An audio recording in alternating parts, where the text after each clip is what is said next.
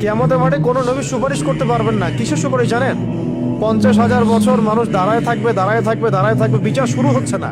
আল্লাহ পাক এত নারাজ সেদিন, বিচারটা শুরু করার কথা কেউ বলতেই পারবেন আল্লাহকে।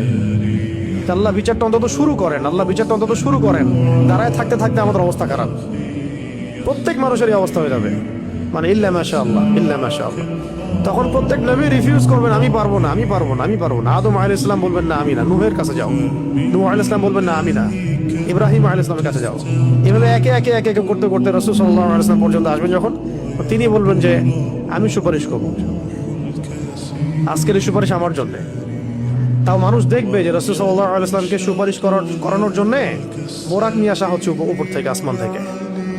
জিবরাইল আলাইহিস সালাম আসছেন, তিনি সেখানে উঠছেন, উপরে নিয়ে যাওয়া হবে। মানুষ দেখতে পারবে একটা বিশাল অট্টালিকার সামনে, আসমান এবং জমিনের মাঝখানে। এইটা হচ্ছে মাকামে মাহমুদ। এখানে গিয়ে রাসূল সাল্লাল্লাহু আলাইহি ওয়াসাল্লাম সিজদায় পড়ে যাবেন। কত বছর সিজদায় চলে যাবে আল্লাহ ভালো জানেন।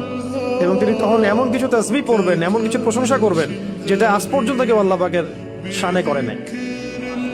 আল্লাহ পাক তাকে সেটা শিখাই দিবেন, তখন ইনস্ট্যান্ট শিখাই দিবেন। তারপরে তিনি বলবেন, ওঠো আমার হাবিব, তুমি চাও কি চাবা চাও, তোমার দোয়া কবুল করা হবে, তোমার সুপারিশ কবুল করা হবে। তিনি তখন বলবেন, আল্লাহ বিচারটা অন্তত আগে শুরু কর, আগে বিচারটা অন্তত শুরু করেন। তো আমরা আসলে সত্যি কথা বলতে আমরা চিনতেই পারি নাই যে আমরা কার উম্মাহ। মহামানবকে, একজন মহামানবকে, যিনি আল্লাহ পাকের হাবিব, তাকে এত কষ্ট কেন সহ্য করতে হচ্ছে? কাদের জন্য? কাদের জন্য তার এত কষ্ট?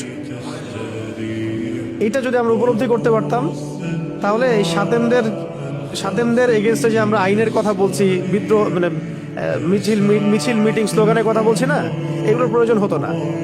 রাষ্ট্র নিজে এগুলো খুঁজে খুঁজে বের করে রেখে দিত। যদি তারা বুঝতো যে নবী সাল্লাল্লাহু আলাইহি ওয়াসাল্লাম কে, তিনি কি করেছেন আমাদের জন্য, তার অবদান কি এই মানবতার মুক্তির দূত হিসেবে।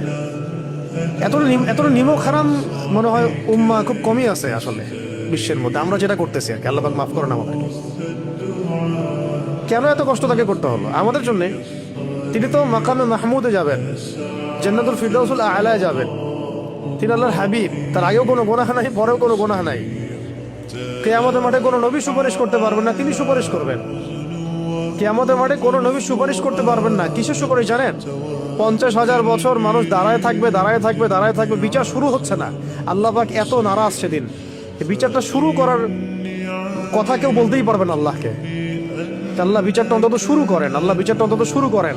দাঁড়ায় থাকতে থাকতে আমাদের অবস্থা খারাপ, প্রত্যেক মানুষেরই অবস্থা হয়ে যাবে, মানে ইল্লা মাশাআল্লাহ, ইল্লা মাশাআল্লাহ। তখন প্রত্যেক নবী রিফিউজ করবেন, আমি পারবো না, আমি পারবো না, আমি পারবো না। আদম আলাইহিস সালাম বলবেন না আমি না, নূহের কাছে যাও। নূহ আলাইহিস সালাম বলবেন না আমি না, ইব্রাহিম আলাইহিস সালামের কাছে যাও। এভাবে একে একে একে একে করতে করতে রাসূল সাল্লাল্লাহু আলাইহি ওয়াসাল্লাম পর্যন্ত আসবেন যখন, তিনি বলবেন যে আমি সুপারিশ করব, আজকের এই সুপারিশ আমার জন্য।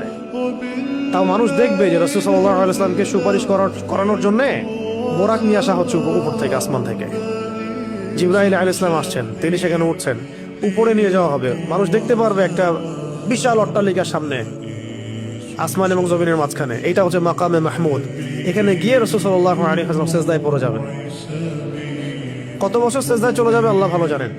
এবং তিনি তখন এমন কিছু তাসবিহ পড়বেন, এমন কিছু প্রশংসা করবেন, যেটা আজ পর্যন্ত কেউ আল্লাহ পাকের শানে করে নাই। আল্লাহ পাক তাকে সেটা শিখাই দিবেন, তখন ইনস্ট্যান্ট শিখাই দিবেন। তারপরে তিনি বলবেন, ওঠো আমার হাবিব, তুমি চাও কি চাবা চাও, তোমার দোয়া কবুল করা হবে, তোমার সুপারিশ কবুল করা হবে। তিনি তখন বলবেন, আল্লাহ বিচারটা অন্তত আগে শুরু কর, আগে বিচারটা অন্তত শুরু করে।